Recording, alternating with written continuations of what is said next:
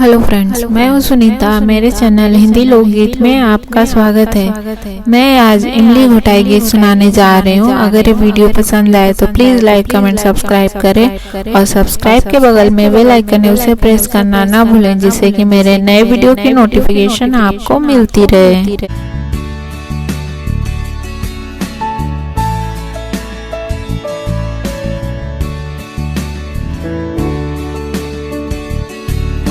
मामा हली हली, मामा हली हली, मामा हली हली, इमली घोटावाए मामा, मामा हली हली, मामा हली हली, मामा हली हली, इमली घोटावाए मामा, मामा हली हली, मामा हली हली, मामा हली हली, इमली घोटावाए मामा, मामा हली हली। जैसन बकरी के पोछ वैसन मामा के मोछ, मामा हली हली।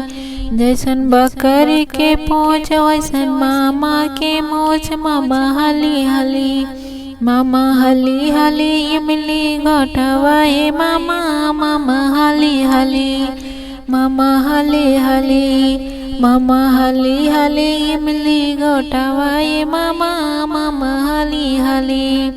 जैसन इंडिया के गेट वैसन मामा के पेट, मामा हली हली।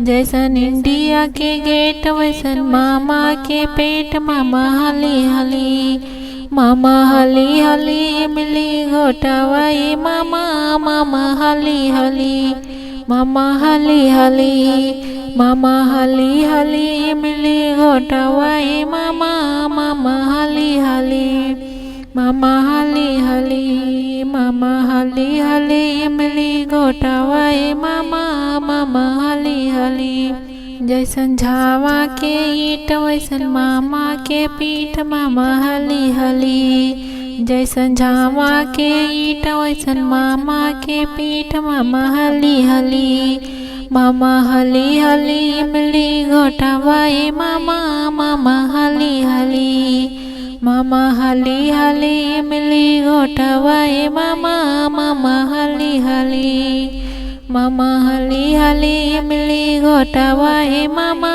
मामा हली हली।